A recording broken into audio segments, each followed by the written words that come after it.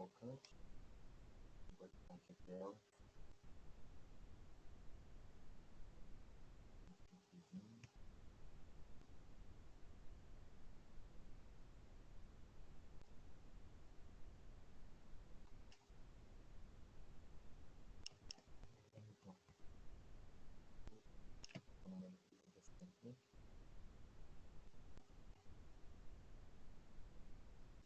O Kant viveu na Rússia no século XVIII, entre 1724 e 1804.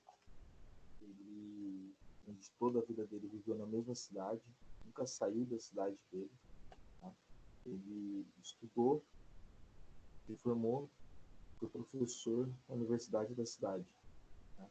Ele é importantíssimo, é talvez um dos maiores pensadores, maiores autores. É impossível pensar no mundo moderno sem entender a importância do Kant. Ele criou uma nova teoria do conhecimento, chamada de idealismo transcendental. Também criador do criticismo. Ele delimita os limites do conhecimento humano e também escreveu sobre ética e filosofia moral. O Kant ele era de família protestante. Os pais eram escoceses e mudaram para a Rússia. Ele teve muito atrito religioso durante a vida dele. Ele dizia que somente podemos conhecer aquilo que podemos intuir, ou seja, aquilo que podemos ver, ouvir e de fato experimentar.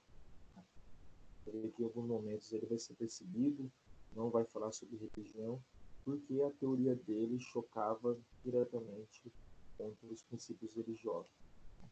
Aos 16 anos ele foi estudar teologia na faculdade da cidade, ou seja, a importância conflitante a relação dele com a religião.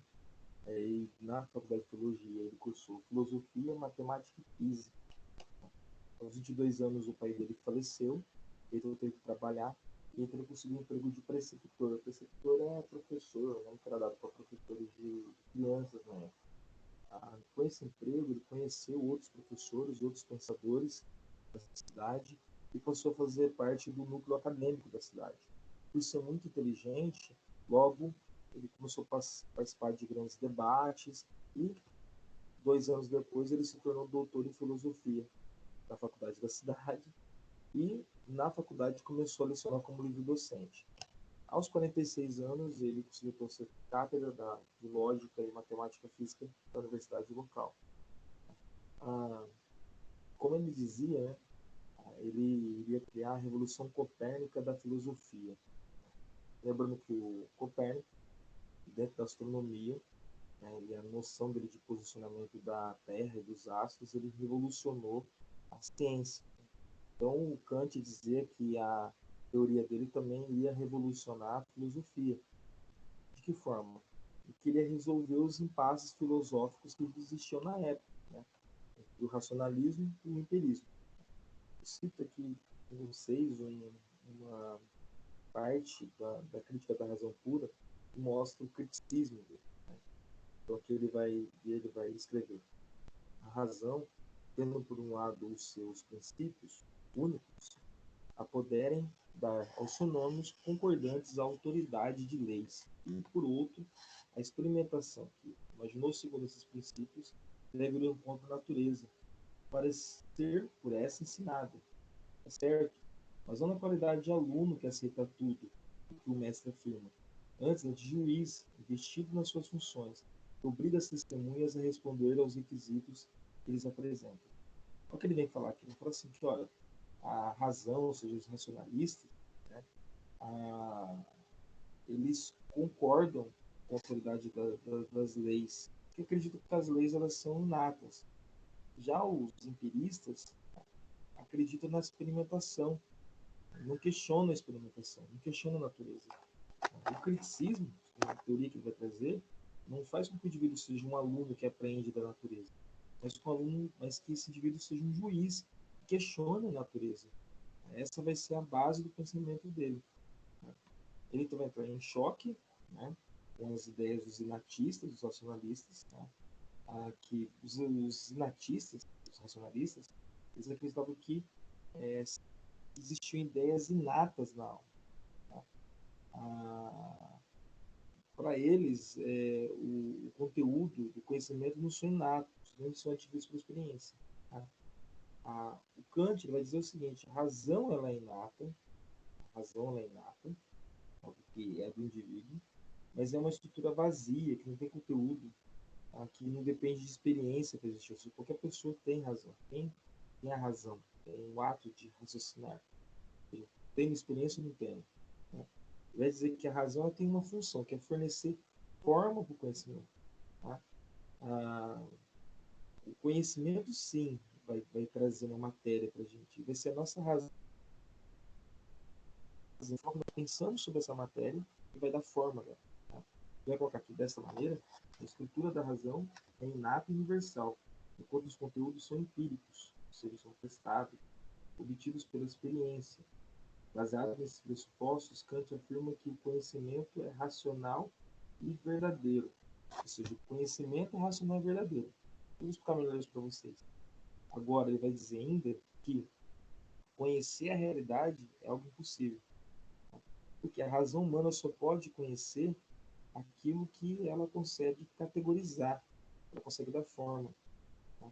E a realidade ela pode variar conforme cada um enxerga essa realidade. Isso vai ser a diferença dele com os outros pensadores. Lembrando da primeira frase que eu citei: somente podemos conhecer aquilo que podemos intuir, ou seja, aquilo que podemos ver, ouvir e de fato experimentar. Ah, então, vou pontuar o que do cavalo aqui, vou colocar o cavalinho aqui, né? E vou usar o cavalo agora aqui para a gente entender melhor. Então, no racionalismo, né, a racionalismo é uma teoria filosófica que se baseia na afirmação de que a razão é a fonte do conhecimento humano. Ou seja, o conhecimento humano já está na tua cabeça. Tá? Por causa que o conhecimento já está na tua cabeça, você só precisa usar a sua intuição. Tá? E as ideias, o nosso conhecimento, então, é inato, ele está na nossa cabeça, você só precisa ativar ele. Tá? Como se fosse um arquivo que você precisa clicar nele. Né? E de onde vem o conhecimento, então? O conhecimento é baseado no uso da razão e da lógica, ou seja, ele está na sua cabeça já, e usando a lógica, você vai alcançar esse pensamento. Essa teoria surge lá com Platão, e vem se desenvolvendo até chegar nos iluministas. Já os empiristas, ele falou assim: não, que mané, ideia, razão já está na tua cabeça já. Tá? O conhecimento é baseado na experiência. A experiência é a fonte de conhecimento. Eles não vão acreditar na intuição, tá? E eles também vão falar que o indivíduo não tem conhecimento inato. Tá? Para eles, o conhecimento vai ser baseado na experiência e na experimentação. Então, são duas correntes que se chocam totalmente. São totalmente contrárias. Vai vir o Kant e vai falar o seguinte: ó, já que o criticismo é o método de criticar os limites da ciência, tá?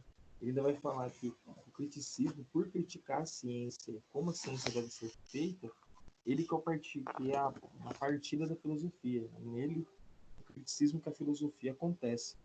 Ele vai vir, vai olhar as duas teorias, vai dizer o seguinte: ó, a razão é inata, tá? Os racionalistas aí têm até certa razão, porque a razão ela existe no indivíduo, só que ela é vazia e ela não tem conteúdo.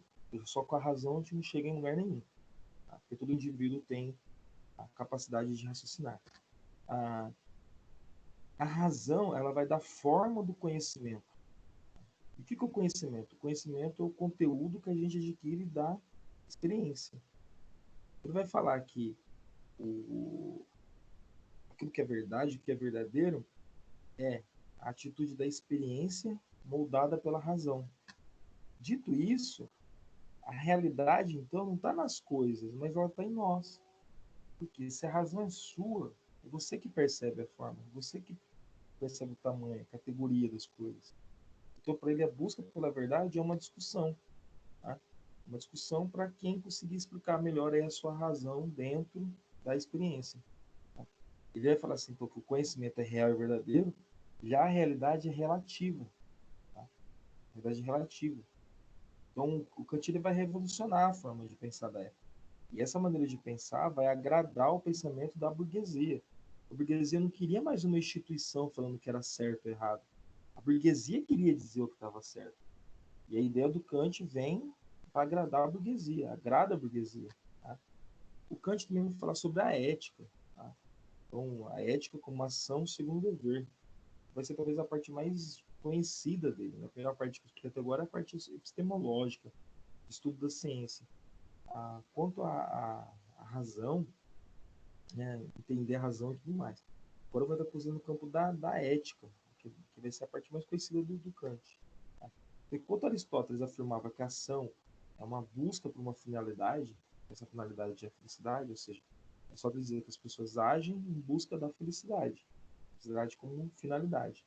O Kant vai falar que as pessoas agem devido a intenções. Toda ação é intencional. Tá?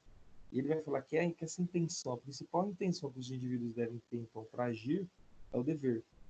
Tá? E as pessoas sempre têm que ter na cabeça duas perguntas: o que devo fazer e o que não devo fazer. Essa é a base do princípio da moral aí kantiana. Tá? Na época do Kant, século XVIII, o iluminismo ele queria propor um modelo ético para romper com a religião, para romper com os modelos anteriores. Eles queriam mostrar um modelo ético no iluminismo. E o Kant se propôs a criar esse modelo ético dentro daquilo que ele desenvolveu durante a vida dele. Né? Para o Kant, tinha o ser humano. O ser humano tinha três facetas, três maneiras de viver, de agir. Seria o sujeito moral, que é um indivíduo do dia a dia, é um indivíduo que busca é, viver em comunidade. Né? Aí depois ele vai ter aqui minha Paulo aqui. Ele vai ter, ele vai chamar de sujeito do conhecimento, né? Que é o indivíduo que vai viver em busca da, das estruturas da ciência, que vai viver da ciência, depois o sujeito estético que vai viver da arte. Tá? Vai ter então aí o sujeito moral, que é aquele que age racionalmente, né, que procura viver em comunidade, o sujeito do conhecimento, que vai ser o que busca o saber, que busca a ciência, e por fim o sujeito estético, que é o que ah, procura entender o mundo, que produz arte. Ele ainda vai dizer que a razão humana, e essa tem em todos os seres humanos, ela se dá em nós de duas formas, na forma teórica e na forma prática. Na forma prática, tá? Então assim, na forma teórica ou especulativa, né, vai ser o conhecimento. Porque a razão humana, que ele é reflexo do nosso conhecimento, nós temos a nossa razão prática, que é da nossa ação moral, da nossa atitude, da nossa intenção. Essa razão para ele é a que nos dá a liberdade. Tá? Por quê? Para o Kant, vontade é algo racional, é algo intencional, então é algo racional. É algo que você busca. E se você fizer isso com o exercício da sua razão, você sempre vai agir da melhor maneira. Diferente do Aristóteles. O Aristóteles dizia que a vontade é um apetite, é um desejo. O Kant ele falava, não, vontade é algo que você aprende, é algo que você domina. Né? E ele tentou provar isso na vida dele. Os vizinhos dele arrumavam um relógio conforme os horários que o Kant saía na rua. Ele tinha a vida dele toda regrada. Ele tinha hora para acordar, hora para dormir, hora para ler tal livro, hora para escrever. A vida dele era toda controlada, toda pragmática. Ele tentou colocar essa ética em prática para que as pessoas seguissem essa ética. Você vê que ele vai, no próximo slide eu vou mostrar por que disso dele, né? Mas ele dizia então que quando você age, né, sua ação moral, sua atitude, ela é pensada, você então tem a liberdade humana. E você alcança a autonomia. O que é autonomia? Autonomia é você agir conforme as suas regras, tá? Não segundo a regra dos outros. Heteronomia. Você faz o bem, você escolheu fazer o bem. Você não faz o bem porque o outro está mandando você fazer o bem. Tá? Então, liberdade para o Kant e para os iluministas vai ser você ter autonomia nas suas regras, inclusive de seguir uma autoridade. Porque se você escolheu aquela pessoa para ser líder, para ser presidente, você o que quer que seja, você então que escolheu aquele indivíduo, que escolheu aquelas leis, você sabe que aquilo é o melhor para você. Esse é o princípio, então, que esse pensamento vai ser muito prático para o modelo republicano que vai surgir do pensamento burguês. Né? Só que entra aquilo que eu estava comentando, né? Por que, que o Kant vivia daquela forma tão centrada? Ele queria mostrar para as pessoas a forma que ele vivia para que aquilo fosse reproduzido. Porque aquilo também fazia parte da teoria dele, né? Kant desenvolveu o que é chamado de imperativo categórico. O que é o imperativo categórico? A minha atitude, a minha ação moral, a prática, tá? Ela é individual. Individual. Como é que eu faço então para viver em comunidade? Se cada um agir de uma forma. Ele fala então que tinha que existir um princípio universal que serve para todos. E que princípio que seria esse que existe na comunidade humana? Ele fala que é a lei. Que tem uma lei que serve para todos os homens. Tá? Que tipo de lei? Já que a razão, lembra lá, voltando na epistemologia, para ele todo mundo tem razão, a razão é algo inato, e todo mundo tem razão, se a lei for racional, já que todo mundo tem razão, todo mundo vai aceitar a lei. Ou seja, leis boas todos seguem. Tá? Se todo mundo seguir essa lei, tá? O que vai acontecer? Quando você tem vontade de algo, dentro daquela regrinha que ele coloca de vontade, da sua intenção, se a sua intenção ela foi aceita pelos outros, então você pode colocar em prática. E como saber, então, que a minha intenção é ideal para todos? Né? E aí vem então a definição de ética para ele. Para ele, como é que você sabe que você está agindo de forma ética? Que ético é um princípio universal, uma lei que serve para todo mundo em qualquer lugar. Você vai criar aí 3 regrinhas. Tá? Você tem que agir unicamente de tal forma que a sua ação possa se converter em uma lei universal. Ou seja, tudo que você for fazer tem que ser feito de uma maneira que aquilo se torne uma lei para que todo mundo faça aquilo que você está fazendo, ou daquela forma que você está agindo. Né? Age de tal modo que sua regra de conduta possa ser convertida em lei universal. Ou seja, aquilo que você diz que é certo, aquilo que você diz que é errado, você tem que viver daquilo que você diz, aquilo que você prega. Tá? Porque aí sim, todos vão seguir aquilo que você está falando. E por fim, haja de acordo com princípios que façam com que trate a humanidade sempre como fim e nunca como meio. Ou seja, aqui ele vai dar uma chapuletada em todas as ideias egoístas, em todas as ideias maniqueístas, ideias de corruptas, de pessoas que querem se sobrepor em relação às outras. Tá? O imperativo categórico do Kant é talvez a parte mais vista aí sobre ele, tá? E essa noção dele de ética é transcrita até hoje e é vista até hoje como uma forma importante aí de ser explicado.